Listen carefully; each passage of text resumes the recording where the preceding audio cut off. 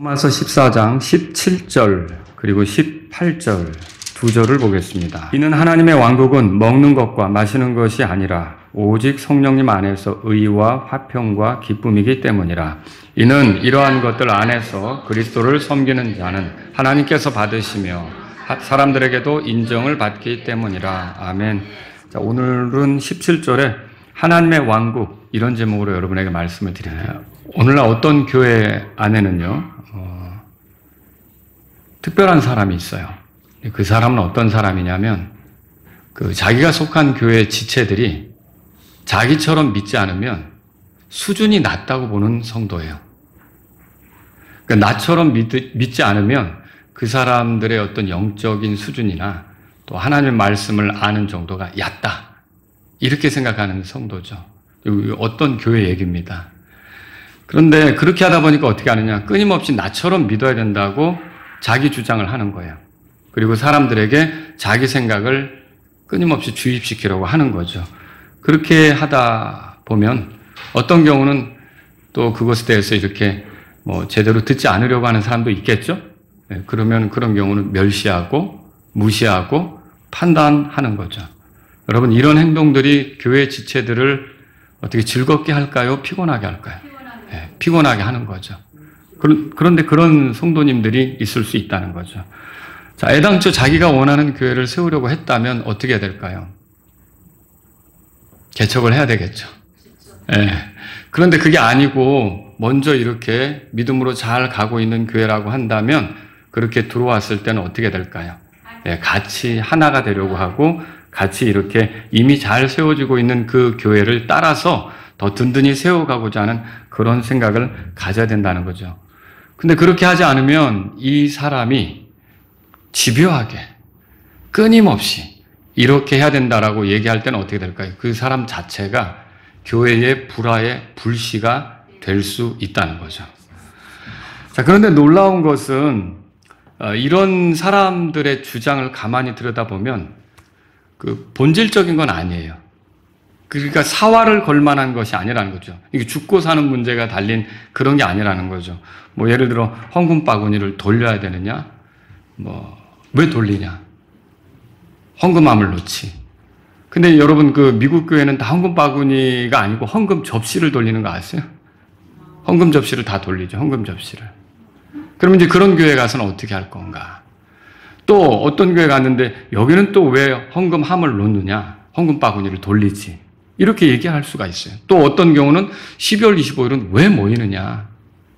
그날은 예수님의 생일도 아닌데 또 이렇게 주장하는 사람도 있어요. 그러니까 이게 주장하는 걸 보면은 굉장히 본질적인 게 아니라 지엽적인 거. 그런 것들을 가지고 끊임없이 사람들에게 자기 입장을 얘기하려고 하는 경우가 있다는 거죠. 여러분, 그렇게 되면 어떻게 될까요? 15절에 보면, 그러나 만일 내 형제가 내 음식물로 인해 뭐라고 돼 있어요? 근심하게 되면. 이렇게 이 사람이 가지고 있는 그 입장, 이런 것들로 인해 근심하게 되는 일이 생길 수가 있는 거죠. 아마 목사님도 그런 얘기를 계속 들으면 스트레스를 받겠죠. 또 이제 예배당을 또 이렇게 새로 옮겨가게 됐어요. 근데 이 새로 옮겨갔으니까 카페트를 깔자. 근데 빨간색이 좋겠다. 뭐야, 불바다야? 초록색이 낫지. 서로 그거 가지고 주장하는 사람이 생길 수 있어요. 빨간색이 옳다, 초록색이 옳다. 이런 거. 여러분, 이거 본질적인 겁니까? 아니죠. 오늘 저와 여러분들은요, 이런 것들이 사랑으로 걷는 게 아니라는 것을 오늘 말씀을 통해서 알 필요가 있고요. 우리가 하나님의 왕국에 대해서 좀 진지하게 생각해 볼 필요가 있어요. 여기 본문에 보면 하나님의 왕국은 먹는 것과 마시는 것이 아니라고 그랬죠? 이건 본질적인 게 아니란 말이에요. 이럴 수도 있고 저럴 수도 있는 그런 문제고요. 본질적인 건 뭘까요? 오직 성령님 안에서 의와 화평과 기쁨이기 때문이라 그랬죠. 그래서 제가 오늘 하나님의 왕국에 대해서 여러분에게 말씀드리는데, 첫째는 이게 하나님의 왕국이 아닌 거, 그걸 살펴보고, 두 번째는 하나님 왕국이라고 할 수 있는 거, 이걸 여러분에게 말씀드리면서 우리가 교회 생활할 때 어떻게 해야 되는지를 말씀을 통해서 정리해 보도록 하겠습니다. 자, 하나님의 왕국은 먹는 것과 마시는 것이 아니다, 그렇게 말하고 있어요. 17절에 그렇게 써 있죠? 바꾸어 말하면 먹는 것과 마시는 것이 하나님의 왕국에 속하는 걸 결정합니까? 그렇지 않다는 거죠. 그걸로는 하나님의 왕국에 속하는 문제를 결정하는 게 아니에요. 여러분들이 어떤 입장을 낼 때, 주장을 낼 때 굉장히 조심해야 돼요. 그게 뭐냐면 입장을 낼 때 절대적으로 중요하지 않은 것들에 사활을 걸지 말아야 된다는 거죠. 그거에 반드시 그렇게 되는 것처럼, 그렇게 안 되면 다 죽는 것처럼, 그렇게 반드시 돼야 다 사는 것처럼 이렇게 생각해서는 안 되는 거라는 거죠. 자, 예를 들어 볼게요. 바리새인들이 하나님의 왕국에 관심이 있을까요? 기본적으로 있죠. 성경을 알고 있으니까 하나님의 왕국이 도래하기를 기다리고 있는 거죠. 그런데 바리새인들의 모습을 보면 하나님의 왕국에 참여하게 됐는가? 그렇진 않아요. 하나님의 왕국을 거절한 거죠. 그리고 하나님의 왕국뿐만 아니라 하나님의 왕국의 왕이 누구냐? 예수님이거든요.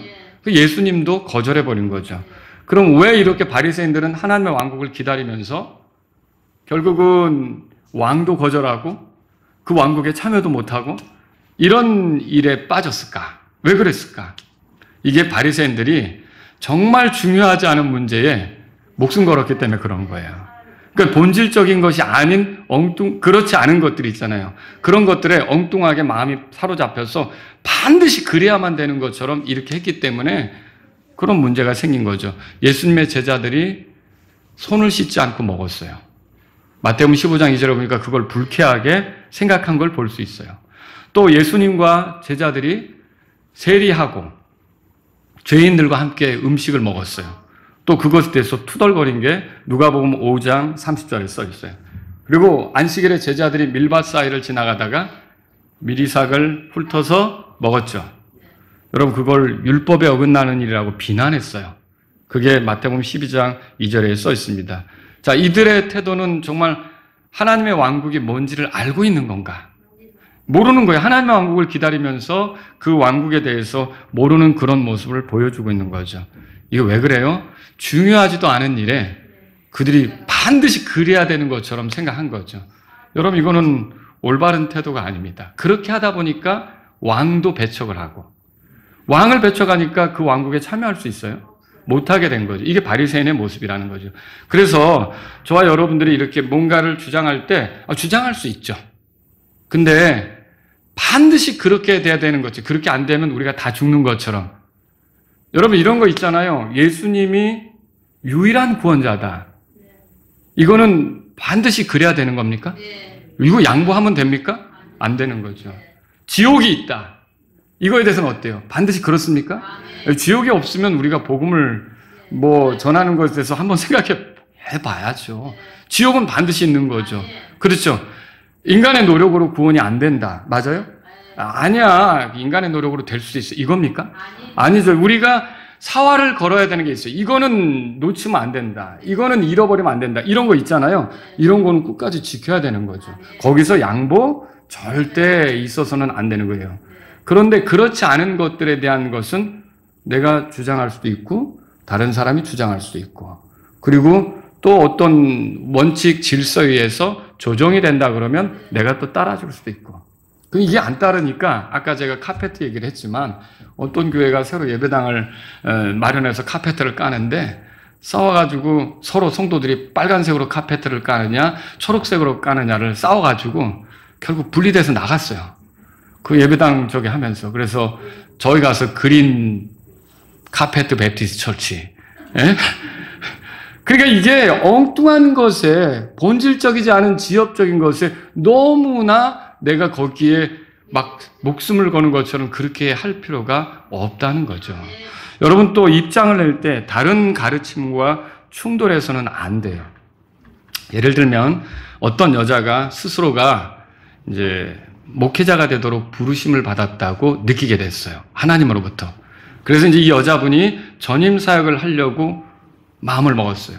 그런데 남편분이 그거를 달갑게 생각하지 않는 거예요. 왜냐? 자녀들이 셋이나 있는데 이 자녀들을 키우는 것도 힘든데 목회를 하겠다고? 안 돼 라고 말리는 거예요. 그러니까 이 여자분은 당신은 믿음이 없다. 당신은 믿음이 없다. 그러면서 자기 남편하고 계속 충돌을 하게 된 거예요. 그리고 그렇게 부부싸움을 몇 차례 하다가 결국 안 되겠다. 나는 주님을 위해 당신하고 이혼을 해야겠다. 그러면 아이들은 당신이 키워라. 라고 아이까지도 이제 남편에게 맡기고 내가 신학교 가겠다. 이렇게 했던 거죠. 여러분, 그래서 도대체 왜 그런 일이 일어나는가 옆에서 누가 물었어요. 아니, 왜 그런 생각을 한 거야? 그랬더니 그 여자분이 이렇게 대답하는 거예요. 예수님께서 이렇게 말씀하셨어. 아버지나 어머니를 나보다 더 사랑하는 자는 내게 합당하지 아니하고 아들이나 딸을 나보다 더 사랑하는 자도 내게 합당하지 아니하리라. 마태복음 10장 37절. 봤지? 여러분, 이게 그 성경 구절을 들이대면서 이 여자가 자기는 사역자가 되겠다. 그런데 남편이 이해를 못한다. 남편은 믿음이 없다. 그래서 내가 남편과 헤어지고 주님을 위해 사역자가 되겠다라고 결심한 거죠. 여러분, 이게 이 입장이 과연 올바른 입장이냐는 거예요. 자, 이런 입장의 문제가 뭡니까? 이 입장은 다른 하나님 말씀과 충돌하는 거예요. 예를 들어서 마태복음 19장 6절에 하나님께서 함께 연합시키신 것을 사람이 갈라놓지 못하느니라. 이게 뭐예요? 하나님이 짝을 지었으면 그거 사람이 함부로 나누면 안 된다는 거죠. 또 여러분 이런 말씀 있죠. 에베소 6장 4절에 너희 자녀들을 노엽게 하지 말고 다만 주의 교육과 훈계로 양육하라. 그럼 이 여자분은 어떻게 돼요? 자기 자녀들을 양육할 의무를 다하려고 해야 되는 거죠. 그리고 또 디모데전서 2장 12절에 오직 나는 여자가 가르치거나 남자 위에 권위를 행사하는 것을 용납하지 않노니 다만 잠잠할지니라. 이런 말씀도 있잖아요.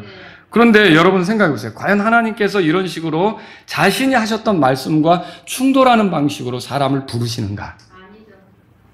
여러분, 그래서 어떤 주장을 할 때 그 주장이 다른 하나님 말씀과 충돌하지 않는지를 여러분이 살펴볼 필요가 있다는 것이죠. 그게 다른 하나님 말씀하고 충돌하게 되면 그건 문제가 생기는 거예요. 하나님이 주신 진리는 서로 충돌하지 않게 돼 있거든요. 또 여러분 입장을 낼 때 전체적인 진리와 충돌하지 않도록 해야 돼요. 자, 이게 무슨 말이냐? 전체를 무시하고 성경에서 발견한 어떤 한 구절 있죠? 그걸 가져다가 몇 구절 있죠? 그걸 가져다가 주장하려고 하면 교회 안에서 그런 입장을 주장하려고 하면 문제가 된다는 거죠. 또 예를 들어보죠. 고린도전서 9장 27절에 보면 바울이 걱정한 게 있어요. 내가 다른 사람들에게 복음을 전한 뒤에 버림을 받을까? 염려했다 그랬잖아요. 그러니까 그 버림을 받는다는 말 때문에 이 사람은 봐라. 바울도 버림받을까 봐 염려했다면 그리스도인도 구원을 받았지만 잃어버릴 수 있는 거 아니냐. 구원에서 버림받을 수 있는 거 아니냐. 이 구절이 이걸 말하지 않느냐라고 성도님들에게 그 입장을 얘기하는 거죠. 여러분 과연 그렇습니까? 그거는 하나님의 말씀의 전체적인 진리하고 어떻게 충돌합니까? 구원이 다른 말로 뭐냐면 영원한 생명, 영존하는 생명, 그거예요. 그러면 여러분 그 영존하는 생명은 그게 그 에버리스팅 라이프가 생명을 얻었다가 잃어버리는 거냐? 그러면 영존하는 생명이 아니에요. 일시적인 생명이지. 그거하고 충돌하는 거예요. 그리고 그런 주장은 히브리서 5장 9절에 보면 영원한 구원의 창시자. 예수님을 그렇게 표현했잖아요. 구원에 대해서 뭐라 했어요? 영원한 구원이라고 그랬어요. 그거하고도 충돌하잖아요. 또 로마서 8장에 보면 그리스도 예수님 안에 있는 자에게는 정죄함이 없다 그랬잖아요. 그러니까 하나님이 의롭다고 선언하셨는데 누가 정죄하려? 로마서 8장이 그렇게 말하잖아요. 아무도 정죄할 수 없어요. 그리고 로마서 8장 그 39절에 그리스도 예수님 안에서 우리가 하나님의 사랑에서 우리를 떼어놓을 수 있는 게 있어요, 없어요? 없다 그랬잖아요. 그러면 하나님이 우리를 영원한 사랑으로 사랑하는데 이런 그 전체적인 말씀하고 그게 충돌을 해버리는 거예요. 그러니까 혼란이 되는 거죠. 여러분, 만일 생명을 얻었다 잃어버릴 수 있다면 그건 이미 영존하는 생명이 아닙니다. 그 일시적인 생명이죠. 또 우리가 하나님의 아들이 된다는 게 육신의 자녀가 되는 거예요? 하나님의 자녀가 되는 거예요? 그 육신의 자녀라면 내가 육신적으로 알았던 그 아버지처럼 생명이 한계가 있죠. 아버지가 8, 90년 산다 그러면 나도 그 정도 살다가 죽는 거죠. 근데 내가 하나님의 자녀가 되는 거예요? 그 문제는 하나님처럼 더불어 살기 위해서 자녀가 되는 거 아닙니까? 근데 하나님이 돌아가시는 법이 있어요? 하나님이 죽으시느냐는 거죠. 철학자들은 그렇게 얘기했어도 하나님은 살아계시죠. 영원하시잖아요. 그러면 우리가 그분의 자녀로서 그분과 더불어 살도록 구원받은 거라면 그분의 생명이 우리 안에 들어온 거예요. 그러면 그분의 생명이 들어왔다면 내가 어떻게 구원을 잃어버릴 수 있냐는 거죠. 근데 이렇게 이런 주장을 하게 되는 건 무엇 때문에 그런 거예요? 그러니까 이게 성경의 한두 구절을 보고서 전체적인 것을 망각한 채 주장하니까 그런 함정에 빠지는 거죠. 그래서 우리가 교회 안에서 이런저런 주장을 할 때 성경을 꼼꼼히 살펴보고 이렇게 해야 된다는 거죠. 여러분, 바리새인의 문제가 뭐예요? 이게 율법 조항을 들이대면서 율법을 주신 본래 의도 있죠. 그걸 놓치는 거예요. 거기다가 또 바리새인들이 좀 심한 게 뭐냐면 이 율법 조항을 통해서 얻게 된 그 어떤 지켜야 된다는 거 있잖아요. 그거는 자기들이 생각해내가지고 그렇게 된 거예요. 어떻게 보면 하나님께서는 본래 그런 식으로 강력하게 원한 것도 아니라고요. 근데 그런 거를 붙잡고서 말하자면 그 율법의 의도는 던져버리고 이렇게 한 거죠. 예를 들면 이거죠. 안식일에 예수님이 병든 자를 고쳤잖아요. 몇 번 고쳤잖아요. 그러니까 그렇게 고칠 때마다 이 바리새인들이 와서 비난을 하잖아요. 그러면 여러분, 안식일의 본래 의도가 뭐예요? 하나님께서 안식일을 주신 의도가 뭐예요? 사람이 회복돼야 된다는 거예요. 여러분, 계속 일만 하면 이거 병듭니다. 그렇지 않습니까? 지치는 거죠. 근데 쉼을 통해서 회복되라고 하는 거죠. 새롭게 되라고 하는 거죠. 그래서 다시 또 일할 수 있도록 되라고 안식일이 있는 거잖아요. 회복되라고. 그리고 그 안식일을 통해서 하나님을 기억하고 살라고 그 안식일이 있는 거 아니에요. 하나님께 영광을 돌리며 살라고 하나님이 계시지. 왜? 누가 쉬게 했지? 이날은 하나님이 쉬게 했지. 그럼 우리가 하나님 기념하면서 기억하면서 살아야 되네. 하나님께 영광을 돌려야 되네. 이것 때문에 안식일이 있는 거죠. 근데 예수님이 안식일의 병을 고쳤어요. 그럼 그 병자가 회복되는 겁니까? 당연히 회복되는 거죠. 그런데 바리새인들은 뭐냐면 이 안식일에는 회복되지 말아야 된다는 거예요. 참 이상하잖아요? 그리고 또 이 회복된 사람은 어떨까요? 너무 감사해서 하나님께 영광을 돌리겠죠.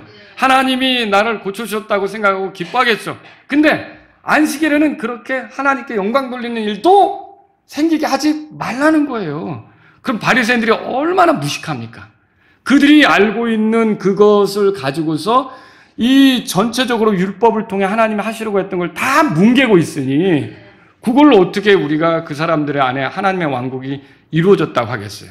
지금 오늘 본 말씀에 먹는 것과 마시는 것이 아니라는 이유가 이 지엽적인 걸로 우리가 하나님의 왕국에 속하고 그 하나님의 왕국을 누리고 그게 아니라는 거예요. 그런데도 이 지엽적인 것 때문에 계속 그거에 목숨 걸어가지고 하나님 왕국에 들어가기는커녕 하나님 왕국과는 상관없는 삶을 사니까 바울이 이 말씀을 한 거예요. 우리가 본문 로마서 14장에서 쭉 내려오면서 보니까 어떤 사람은 고기를 먹고 어떤 사람은 고기 못 먹고 채소 먹고 어떤 사람은 한 날을 다른 날보다 특별하게 여기고 아니 어떤 사람은 모든 날을 같게 여기고 근데 서로 판단하는 거예요. 서로 무시하는 거예요. 서로 멸시하는 거예요. 그거는 아니라는 거죠. 그 나를 중요히 여기는 문제로 하나님 왕국에 들어갑니까? 아니죠. 먹는 걸로 하나님 왕국에 참여하느냐는 거예요. 이거 먹으면 하나님 왕국에 들어가고 이거 먹지 않으면 못 들어가는 거예요. 이거냐는 거예요. 이렇게 지엽적인 문제를 가지고 서로 이렇게 자기 입장을 주장하느라고 무시하다 보니까 교회가 문제가 생기고 시끄러워지고 힘들어진다는 거죠. 그래서 바울이 지금 이렇게 하나님의 왕국이 아닌 것에 매여서 서로를 판단하고 멸시하고 무시하지 말라는 뜻으로 하나님의 왕국은 먹는 것과 마시는 것이 아니다 그렇게 말한 거죠. 두 번째로요. 하나님의 왕국인 건 뭡니까? 하나님의 왕국인 건 이제 여기서 나오죠. 17절에 오직 성령 안에서 의와 화평과 기쁨이기 때문이라 그랬어요.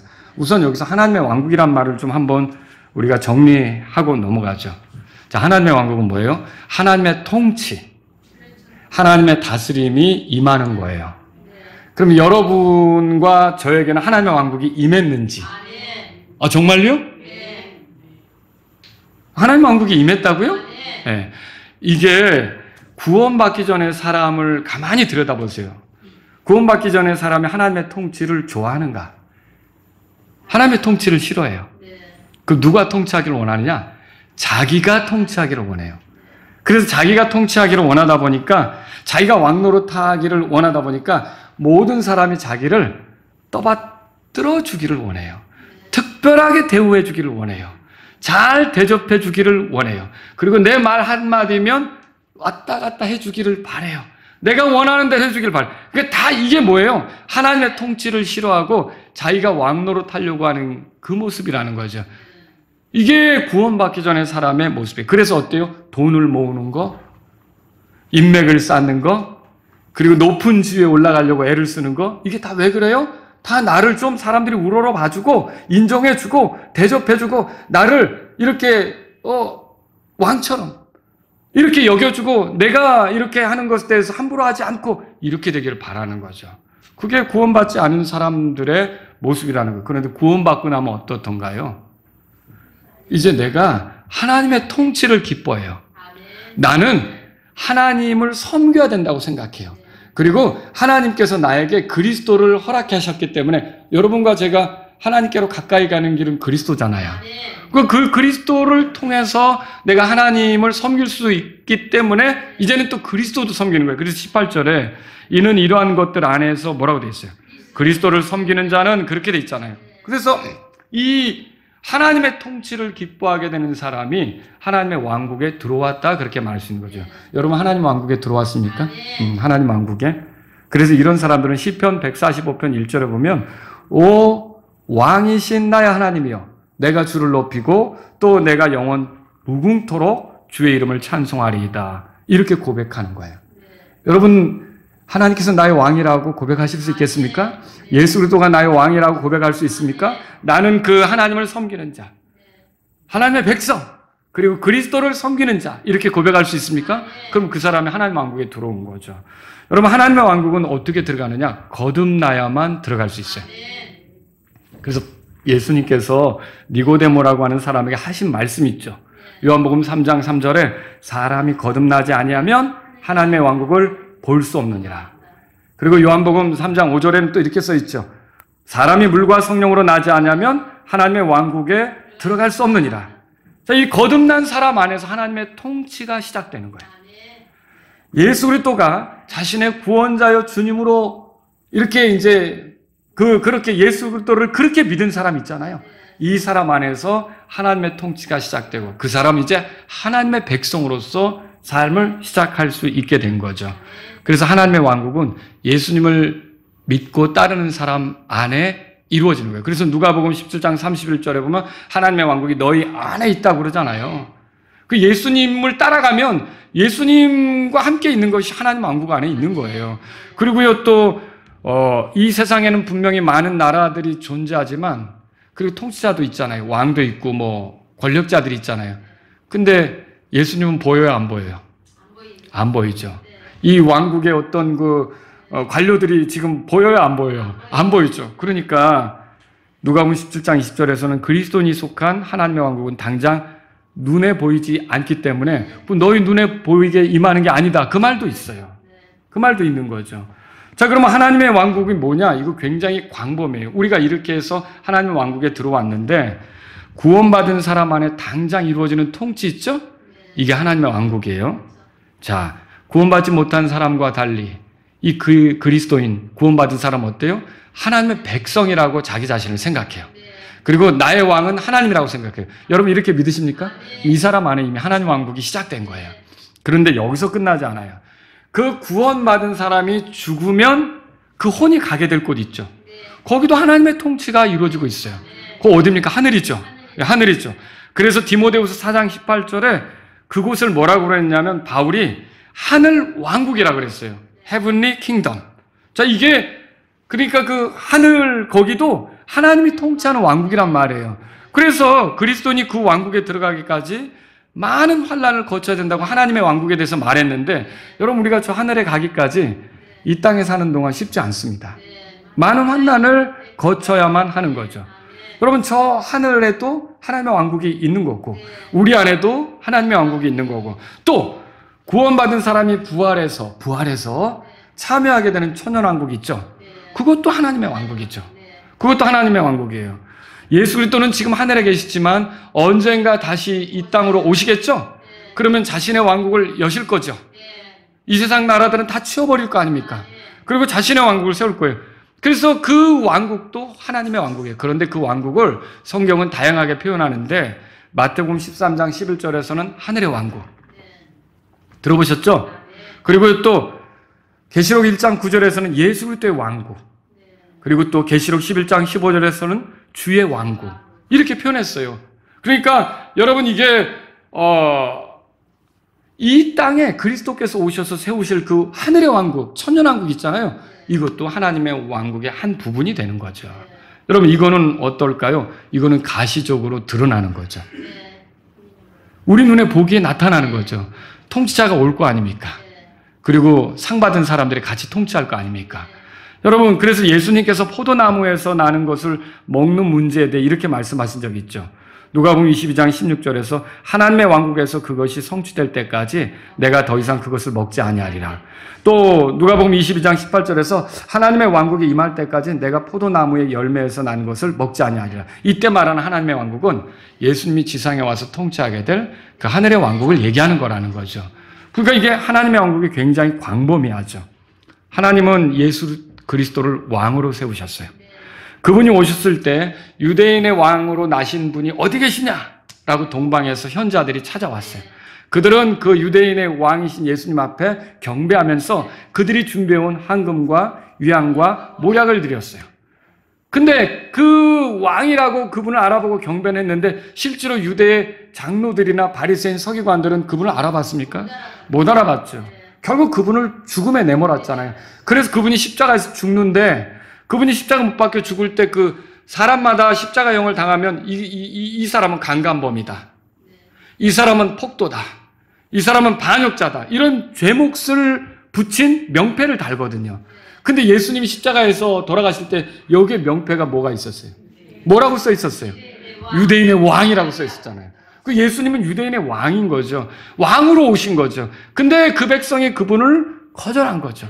그러나 거절했다고 해서 왕국이 세워지지 않을 건가? 마태복음 25장에 보면 양과 염소를 나누면서 양에게 뭐라 그러냐면 세상의 기초부터 예비된 왕국을 상속하라 그러잖아요. 그러니까 이게 예수님이 세우실 왕국은 오래전에 이미 준비된 것이다라고 하는 거죠. 여러분, 우리의 죄 때문에 십자가에서 죽으셨지만 예수님이 죽음으로 끝났습니까? 아니죠. 부활했죠. 그리고 높이 올라가셨죠. 그래서 빌립보서 2장 9절에 보면 하나님께서 그분을 높이 올리셨고요. 모든 이름 위에 있는 이름을 주셨고요. 모든 무릎이 그분에게 꿇게 하시고요. 모든 혀가 그분을 향해 주라고, 모든 입이 그분을 향해 주라고 고백하게, 시인하게 그렇게 만들었다고 돼 있잖아요. 그래서 그분이 왕들의 왕, 주들의 주로 오셔서 통치할 게 있다는 거죠. 그게 왕국이죠. 이런 왕국이 기다리고 있는 거예요. 자, 그런데 구원받은 사람은 이 왕국에 참여합니까? 예, 하나님의 왕국이 시작됐기 때문에 하늘도 가고 천년왕국도 참여하고 거기서 끝납니까? 천년왕국 끝에는 새하늘과 새 땅이 있죠. 새 예루살렘이 내려오죠. 그거를 베드로후서 1장 11절에서는 영존하는 왕국이라고 표현하는데 영원히 하나님과 함께 보내는 거예요. 우리가 그분의 자녀로서 그분이 마련한 처소에서 그분과 영혼을 보내게 되는 거죠. 이게 하나님의 왕국이죠. 여러분과 제가 거듭나면 이 왕국에 들어와서 이 모든 것들을 경험하게 되는 거예요. 근데 거듭나지 못한 사람은 어떻게 돼요? 하나님 왕국에 참여하지도 못하고 우리가 영존하는 왕국에 있을 때, 새하늘과 새 땅에 있을 때, 새 예루살렘에 거할 때 그들은 불호수에 던져져서 영원히 고통을 받게 되는 거라는 거죠. 여러분, 이런 하나님의 왕국은요, 여기 보세요. 그 17절에 오직 성령님 안에서 의와 화평과 기쁨이다 그렇게 말했어요. 여기서 의는 뭘까요? 성도들의 의로운 행실을 얘기하는 걸까요? 아니면 하나님의 의를 말하는 걸까요? 하나님의 의를 말하는 거예요. 이 하나님의 왕국에 속하는 것은 하나님의 의로, 그러니까 내가 뭘 먹느냐 안 먹느냐, 내가 뭘 행하느냐 하지 않느냐 이걸로 거기에 참여하는 게 아니라 하나님의 의로 이 하나님의 왕국에 속하게 된다. 참여하게 된다. 여기 여러분이 의와 화평과 기쁨이란 말에 주목하세요. 이거를 잘 보여주는 게 로마서 5장이에요. 이건 찾아보겠습니다. 로마서 5장으로 가보세요. 로마서 5장에 1절에 보세요. 이게 1절, 2절은 우리가 어떻게 구원받는지, 우리가 어떻게 영원한 생명을 얻는지, 우리가 어떻게 하나님의 왕국에 들어가는지 그걸 설명하는 거거든요. 1절에 보세요. 그러므로 우리가 믿음으로 의롭게 되어 우리 주 예수 그리스도를 통해 하나님과 화평을 누리는도다. 2절 다 같이요. 또한 그분에 의해 우리가 믿음으로 지금 서 있는 은혜 안으로 들어감을 얻었고 하나님의 영광의 소망을 기뻐하느니라. 여러분 이 구절을 잘 보세요. 여기서 여러분이 주목해야 될 게 의롭게 되어. 찾으셨어요? 믿음으로 의롭게 돼요. 의롭게 돼요. 그 다음에 의롭게 된다는 말이 있고요. 하나님과 화평을 누린다는 말이 있어요. 찾으셨죠? 그리고 2절 끝에는 하나님의 영광의 소망을 기뻐한다 그랬어요. 그럼 여기에 의도 나오고 화평도 나오고 기쁨도 나온다는 거죠. 믿음으로 의롭게 되어 하나님하고 화평을 누리는 거죠. 그리고 이렇게 누리는 사람들은요, 약속이 있어요. 하나님의 약속이 있다는 거죠. 여러분이 하나님의 약속은 우리에게 소망이 됩니다. 제가 지난번에 설교 시간에도 말씀드렸지만 연로하신 분들은 마음의 낙담이 될 수가 있거든요. 육체적으로 옛날 같지 않으니까. 그죠? 허리도 상하고 눈도 침침해지고 뭐 기억력도 자꾸 떨어지는 것 같고 뭐 들었던 것도 금방 잊어버리는 것 같고 막 여러 가지로 그 옛날 같지 않은 낙담이 올 수 있거든요. 근데 우리가 절망할 필요가 없는 게 우리에게 소망이 있어요. 우리의 소망은 뭐냐면 하나님의 약속이에요. 하나님이 우리에게 뭘 약속했느냐? 우리를 변화시킨다고 약속했어요. 썩지도 않는, 죽지도 않는, 병들지도 않는 영광스러운 몸으로 우리를 변화시킨다고 했어요. 그런 그 약속을 소망으로 삼을 땐 우리에게 기쁨이 있는 거죠. 여러분 이게 그래서 우리가 구원받은 사람 안에는요 하나님의 의가 있고요. 그리고요 하나님과 화평하게 된 게 있고요. 그리고요 그 속에서 이 소망 중에 누리는 기쁨이 있다는 거죠. 자, 이게 하나님의 왕국에 들어온 사람은 하나님의 의가 있고요.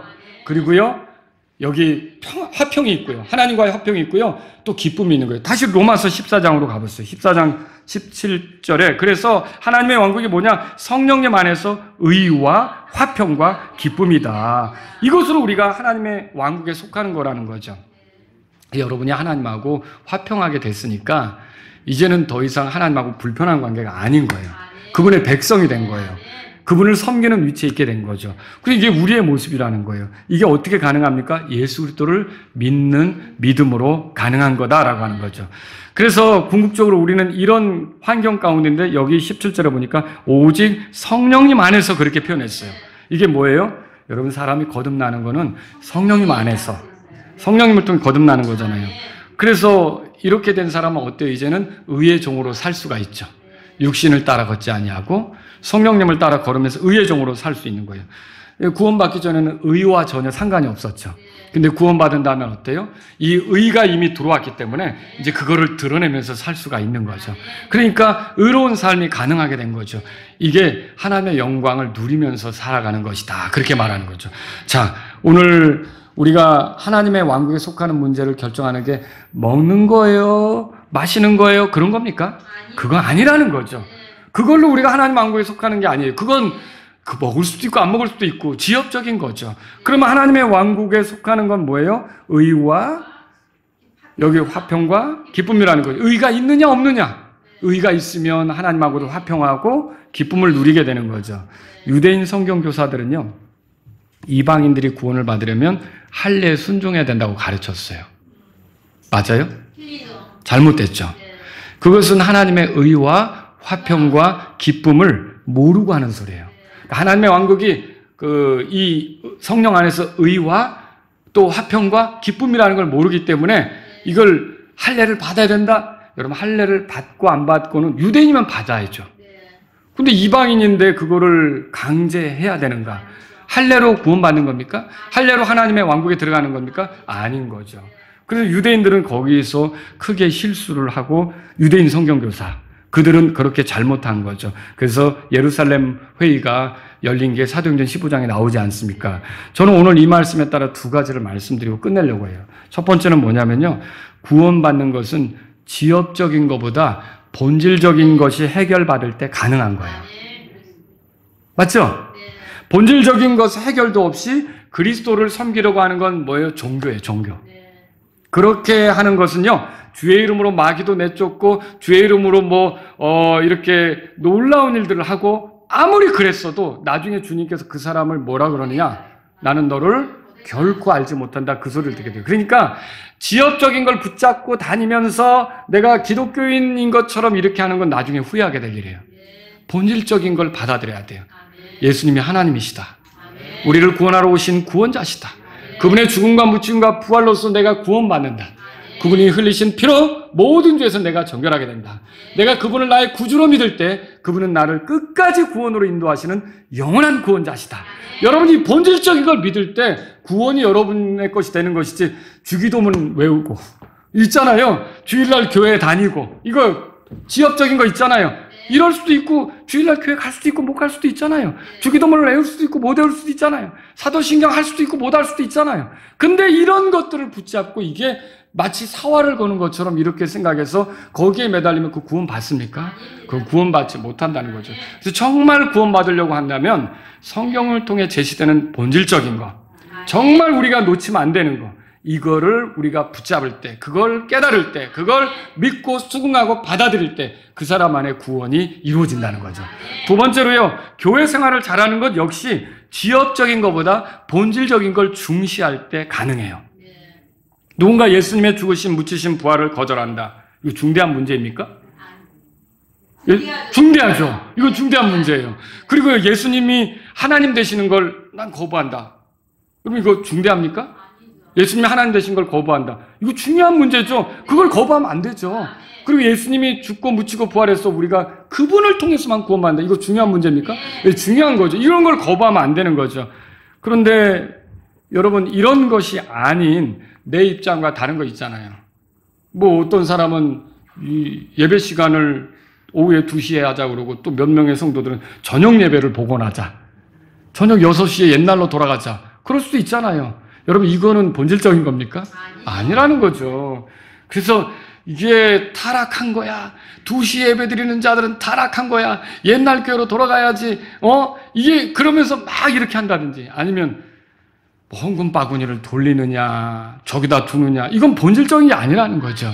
여러분 아시겠죠? 근데 이런 걸 가지고 굉장히 중요하게 생각하고 내가 원하는 대로 돼야 된다고 생각하는 건, 여러분이 참 다른 지체들을 신경 쓰게 하고 근심시킬 수가 있다는 거죠. 그게 15절 나오는 거예요. 그러나 만일 내 형제가 내 음식물로 근심하게 되면 이제 너는 뭐라고 됐어요?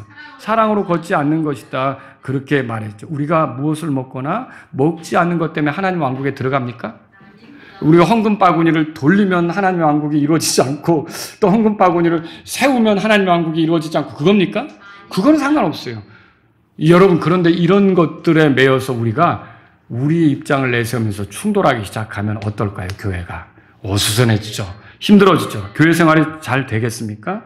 안 돼요. 그래서 여러분, 물론 지엽적인 것에 나름 확신하는 바가 있기 때문에 그것을 밀고 갈 수도 있습니다. 타협하지 않을 수도 있습니다. 그런데 교회 생활하다 보면 지엽적인 게 일치하지 않는 경우도 있잖아요.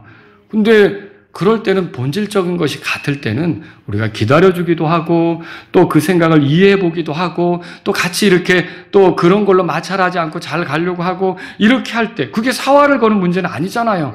그럴 때 우리가 형제들을 근심시키지 않으면서 세워주면서 교회 생활을 잘하게 된다는 거죠.